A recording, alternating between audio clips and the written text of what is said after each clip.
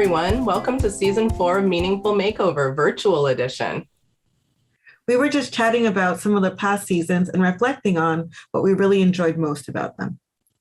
I love seeing how engaged kids are in the space after all the changes have been made. And I love hearing the excitement from providers about how excited they are to see how engaged the kids are in the updated spaces. I really enjoy buying all of the pieces, all the items that we need to make an area come together. This season looks a little different because all of our lives look different due to the pandemic. Rather than taking our whole crew in and transforming the space in a day, we collaborated and provided support to providers to transform their own space. Stay tuned after the show for a quick wrap-up with budget details. Meaningful Makeover is a makeover of early learning environments. Teachers don't often have the opportunity to see how other environments are designed. Meaningful Makeover is a chance to see just that. The process begins with an environmental assessment, which gives us data to plan with. We work in partnership with teachers and their coaches to plan for the makeover. Each episode features a different teacher in their early learning environment.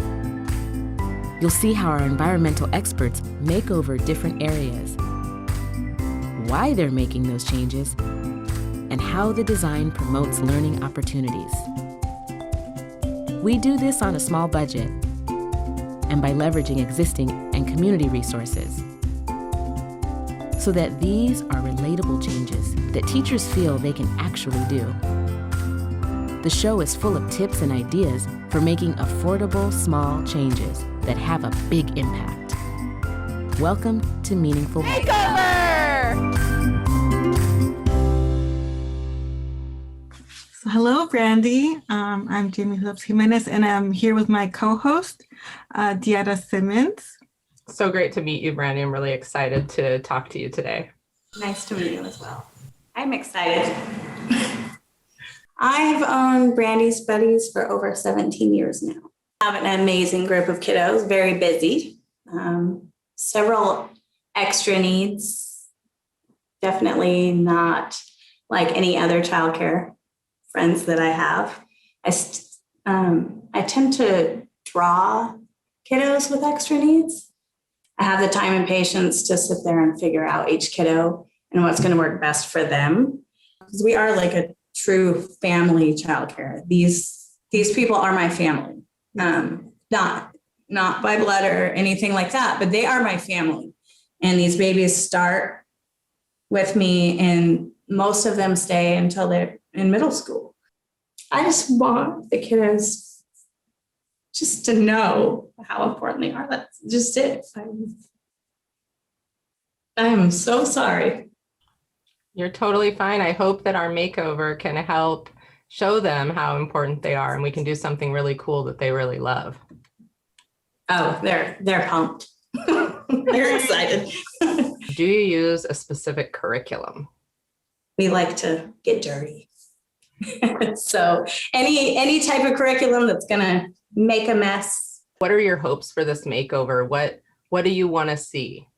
An outdoor classroom.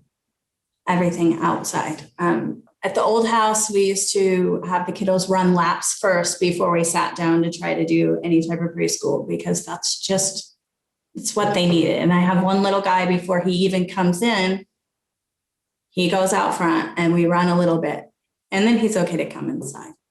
But if we do not do that first, it's a really rough day, all day. When you think about your outdoor classroom, what do you see?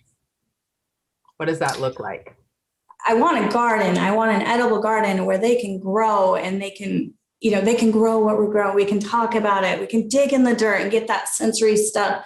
A mud pie kitchen area, the pots and pans outside, and the music. What about like a raised bed? I mean, get some weatherized wood, raised flower beds or something that doesn't necessarily need to be the garden, but that could be the dirt box, not the sandbox.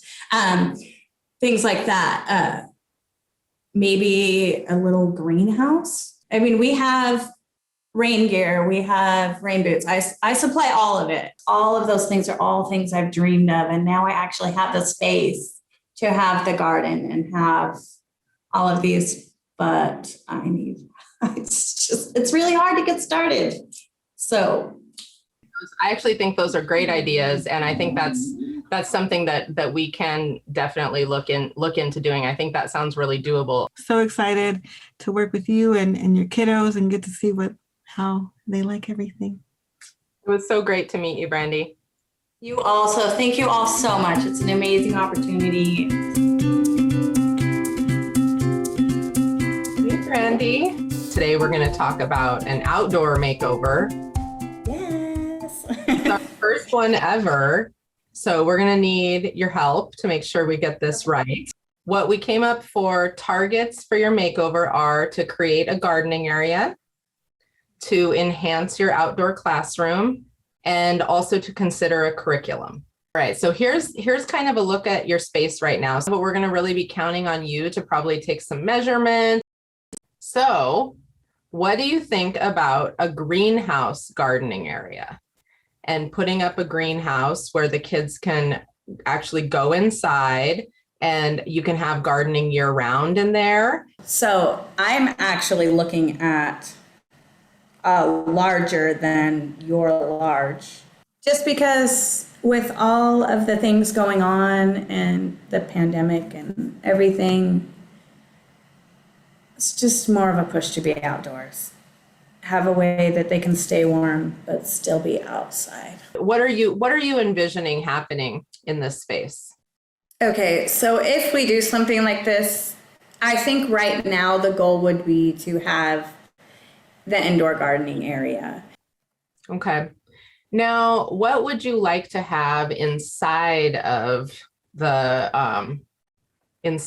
garden area, in the greenhouse? It seems like at the back of the greenhouse might be where you have like a little table or a little like planting area, and then maybe on the other side you have like some seating and something to keep kids engaged.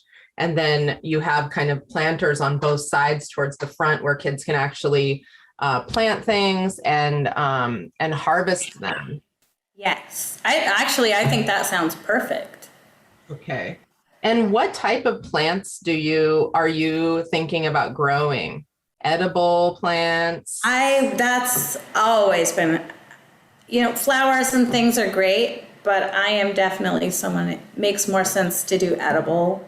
Yeah, kids can just learn so much by seeing how the life cycle of plants work. Shovels, I think, would be good, more of like the kid-friendly gardening shovels, because all I have is the plastic, inexpensive stuff.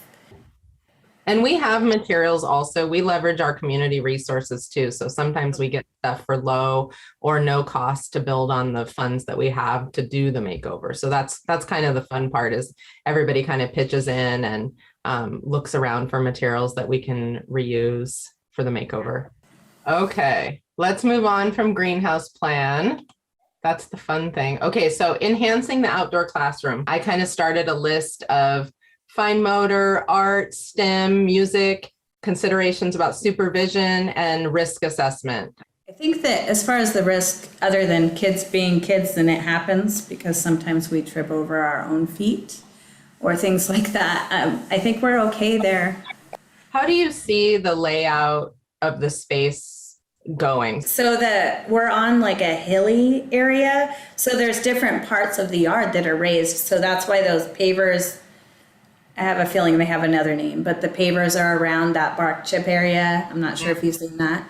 Yeah. That's actually the space that I kind of want the classroom, the actual classroom at. And that's why I was looking at the cover I was looking at. But the greenhouse can totally be in an area like where in the corner where the swing set is. Okay. There's a perfect space for that, because I plan to make a music wall and have like a chalkboard on the fence or a dry erase.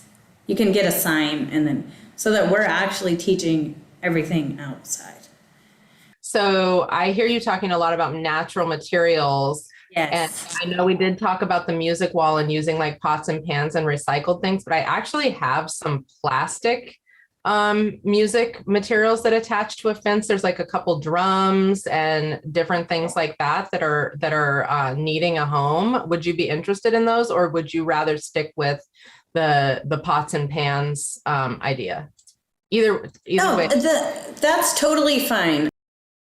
How much time are you planning to spend outside in the near future? I would love to spend the entire day outside. That's my goal, is to be like a forest nature.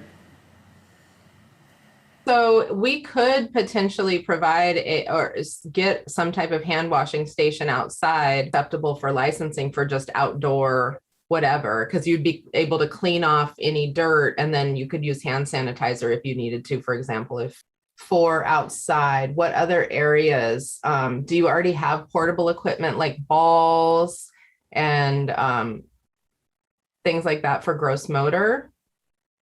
We have lots of loose parts stuff that we could contribute, and we can look for some natural materials and maybe some art. When my dream actually comes true, we would not have anything that you would look at and say, oh, that's a toy that you bought from the store. It would be, oh, wow, look at those tree rounds, or look at those blocks and they made those out of this. And it's more where it requires them to use their imagination. Okay, I got it. That's great. You've given me a lot of ideas.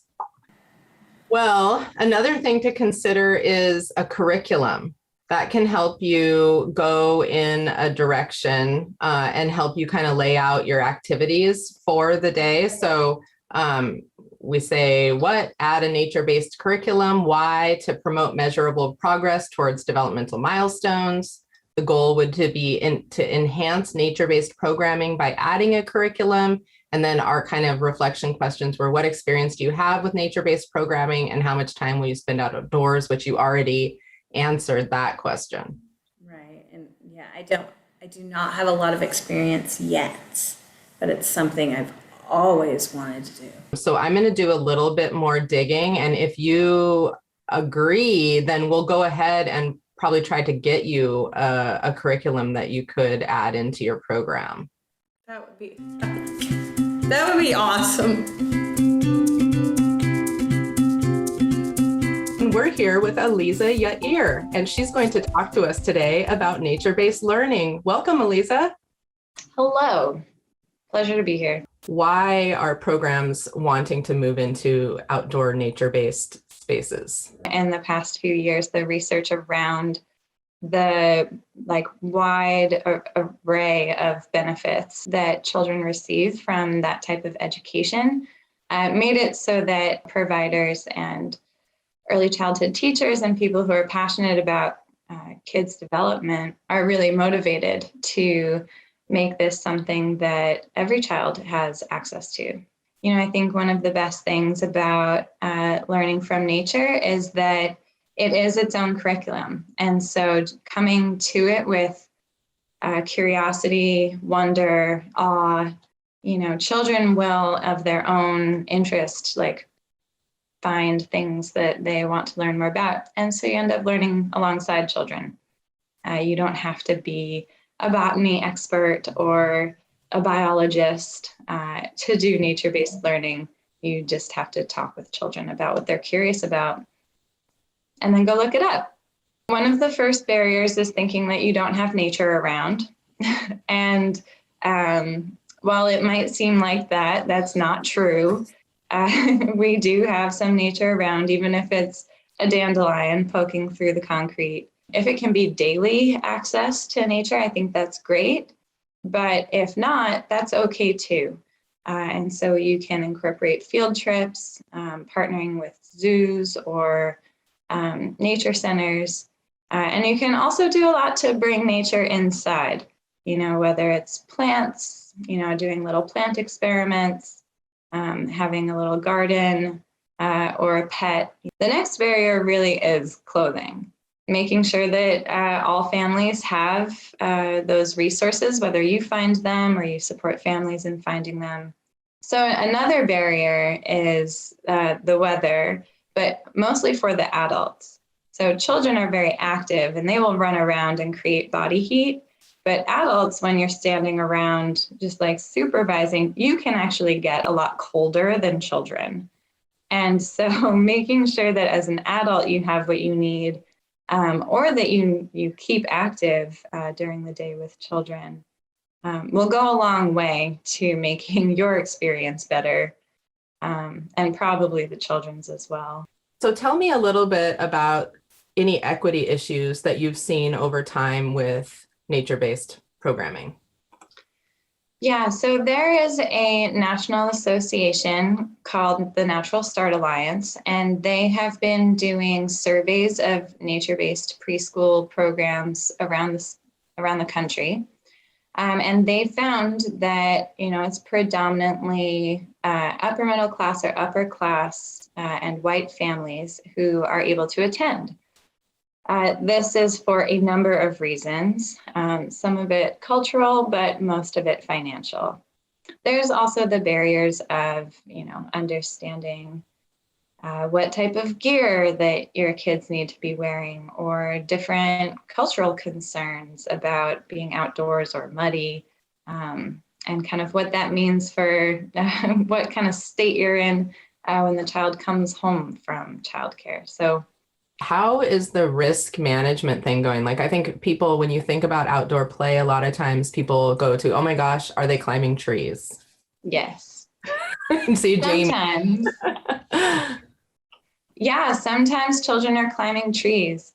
There's definitely ways to manage that safely. And we encourage providers to have policies and procedures in place before children get started with those types of activities. So they know, all the adults know that the rules are that children need to have 3 points touching at all times. They know that children are not to be picked up and placed into trees. It really is, if a child can physically get themselves there, then they are more likely to have the physical skills to get themselves down safely or to stay up there safely. And so having, good discussions about safety among the adults and then between adults and children is a really important part about the risk management. Is there a point where you do need somebody with special training to be with you? Yes, from the beginning. So one of the licensing standards is that lead teachers and like directors, assistant directors, supervisors, whoever it is that's in charge of the oversight, all have some professional development. So I think we're looking at like a 10-hour PD course, but yes, you do. You need to have extra training. What are some other resources that you would recommend? So the first place I would recommend going would be to the Natural Start Alliance website. They have a number of resources there. Another resource that could be really helpful is learning about risky play. So there's a new book called Adventures in Risky Play, written by Rusty Keeler. And there's another website or an organization called the Natural Learning Initiative. And on their website, they have a number of one-pagers and resources about setting up your outdoor environment and how to design it with different natural elements. Thank you so much for joining us today to talk about outdoor nature-based learning. Yeah, thank you for having me. Good luck.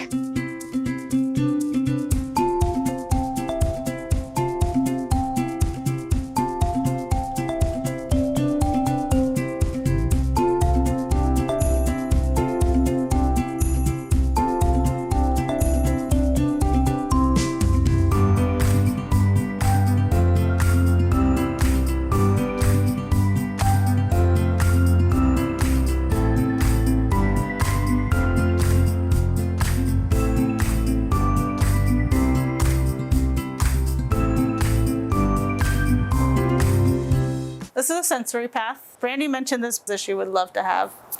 Her idea was just for the kids to be able to walk on something barefoot and feel different surfaces with their under their feet to it. So we've got bamboo, some pebble rock, some turf surface, and then I like the natural wood that I left behind. Just wrapping it up now.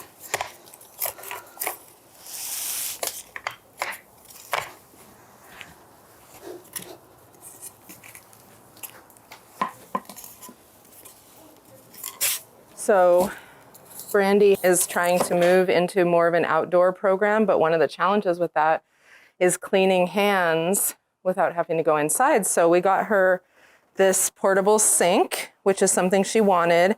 And the cool thing about it is that it has a storage tank for both the fresh water and for the gray water that comes out of it.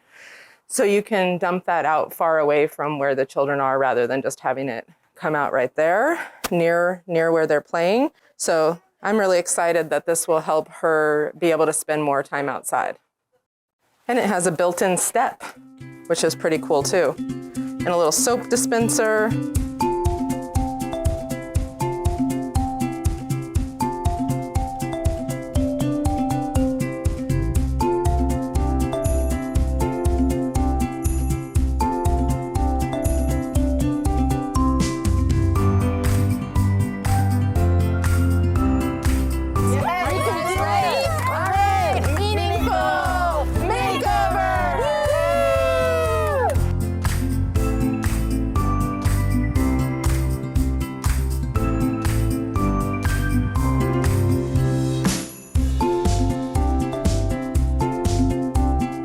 We're here at Brandy's. Let's go meet everybody. Hi guys! How are you? Are you ready for your makeover delivery? I brought you some toys.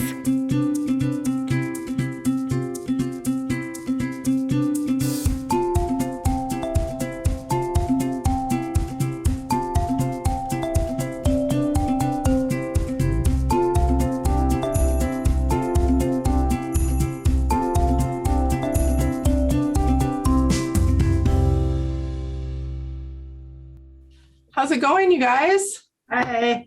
We are excited. There's a lot of rain out there, but oh well. So tell us what your plan is for today.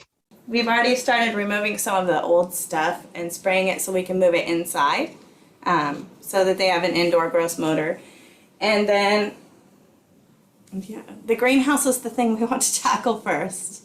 Then we can get everything moved into there and protected. So I think that's... I can't wait to see them using the mud kitchen. Oh, they're going to love that. That is amazing. That's something I'm excited to play with myself.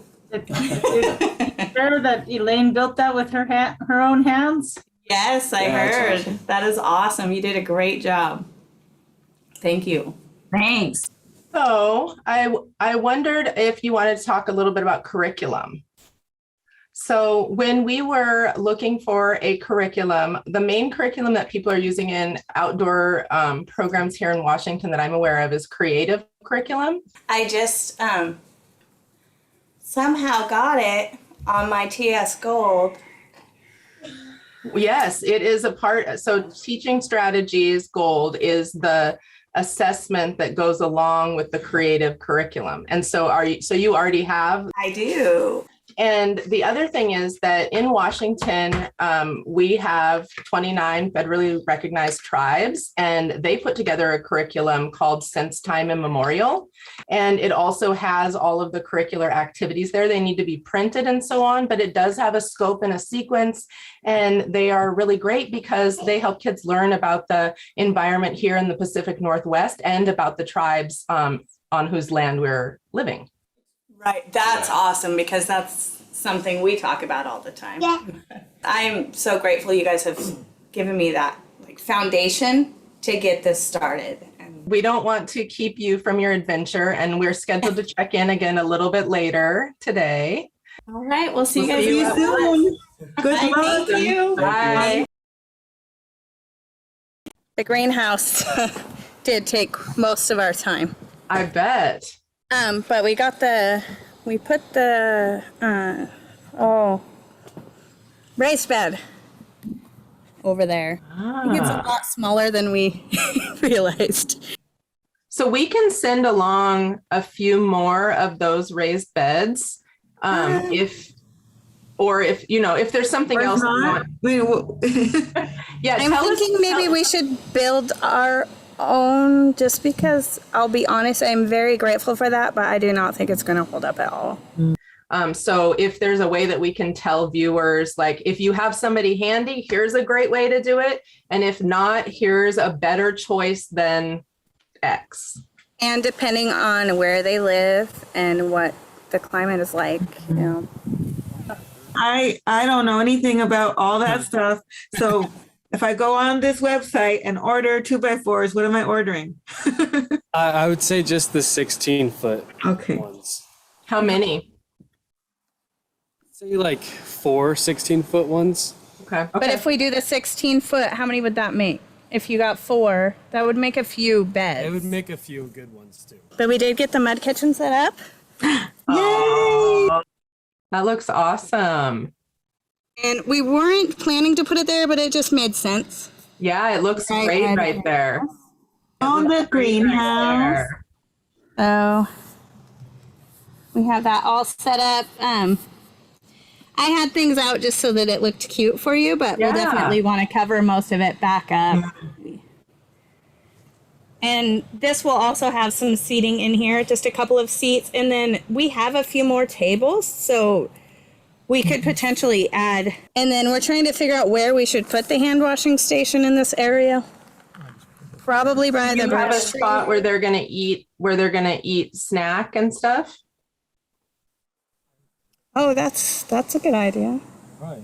Well, I think that if we wash here and then they can just walk to the deck. Yeah, all we have left is the construction area and the music wall, other than whenever the dirt and everything arrives. And then just brainstorming what else we want to do. Yeah. And I'd be really curious too, as you go, if there's if there's anything else that you're needing. We're still able to help with a few more things, but this is our first outdoor one, so we're learning with you. What about little potting gloves or something? Like the kid size gardening gloves? So our plan now is you guys are going to keep working. We're going to try to get you some 2x4s over there. You're still waiting for your dirt delivery. I'm going to look into some pencils and some gloves and see what else I can find. And then we'll check in tomorrow at 2. All right. We will see you tomorrow at 2. Thank you. Okay. Have a great night. Bye.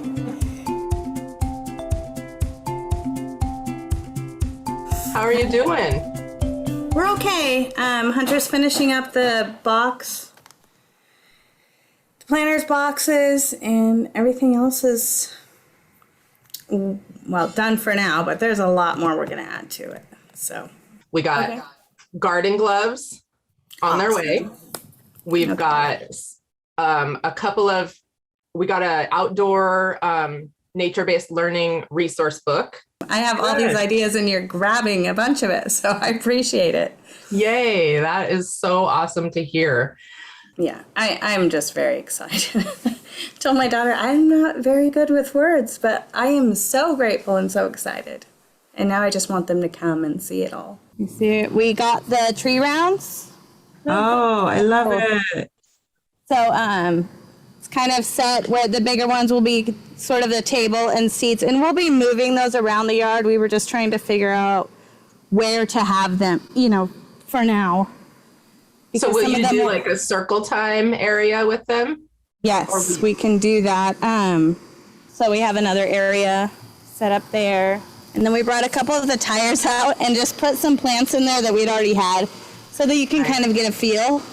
Yeah, no, that looks great. We were doing a little research on the tires, and it says it's okay to use them for non-food, as long as it's not food, then you're pretty good to go.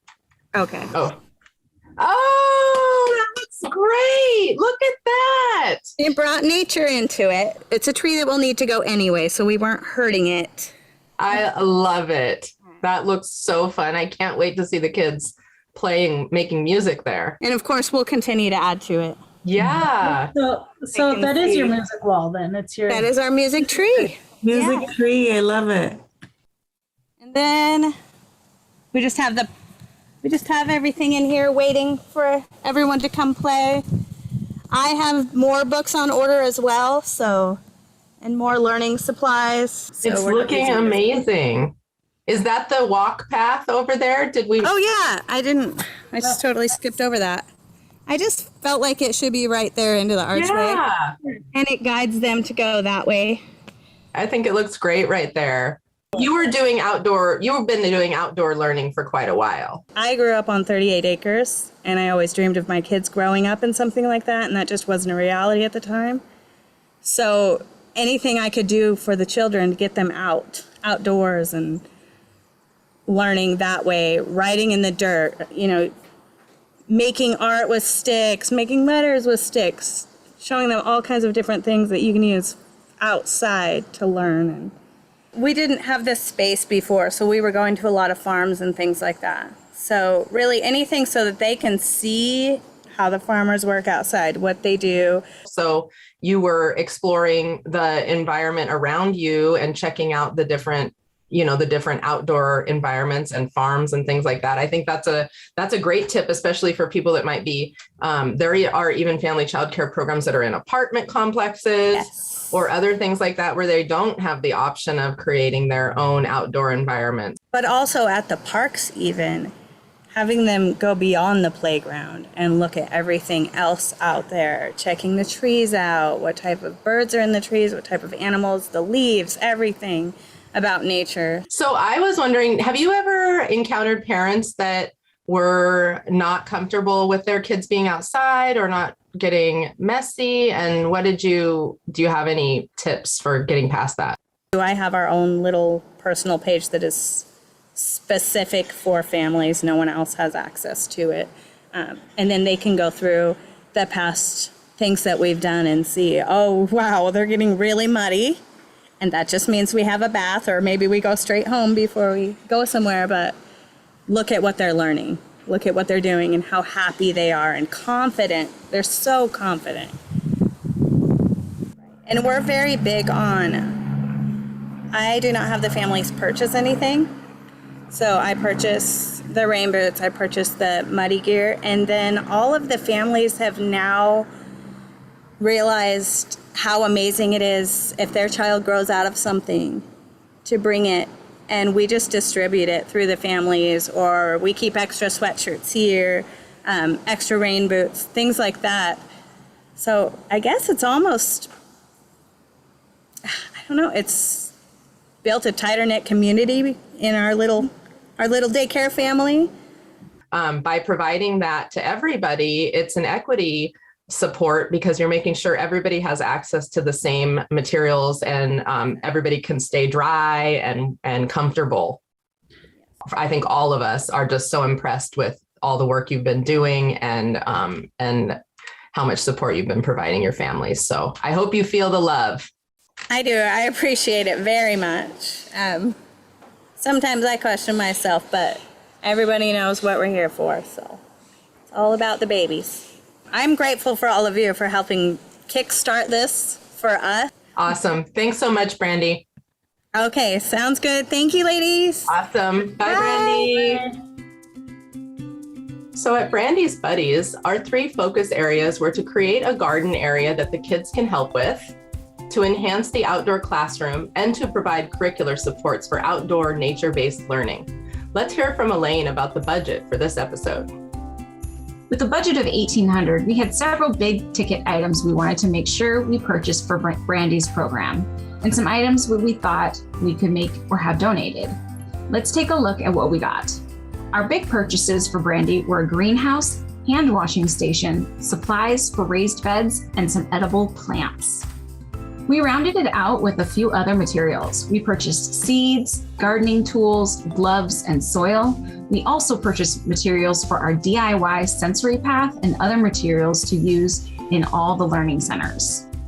We had some great donated materials for Brandy, such as a DIY mud kitchen, kitchen utensils, and a music wall. We also got an easel, fabric planters, shelves, and trays for inside the greenhouse. And that's just to name a few. So how did we do for Brandy's Buddies? We spent a total of $943 on big purchase items, $706 on other materials for a total of $1,649, which brought us in under budget. Thanks everyone for joining. We'll see you next time. Bye. Bye.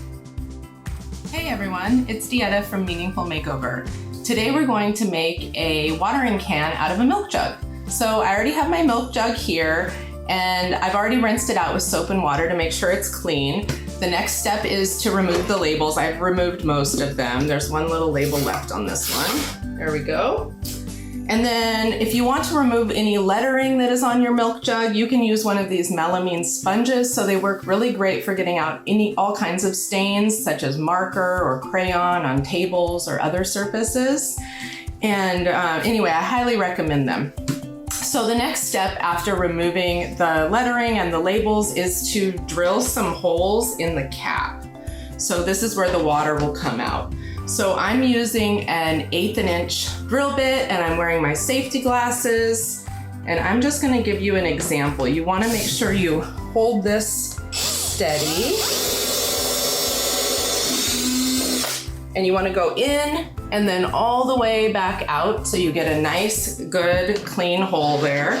So you'll wanna make holes all in the top of the lid. And then you also need to make a hole in the back.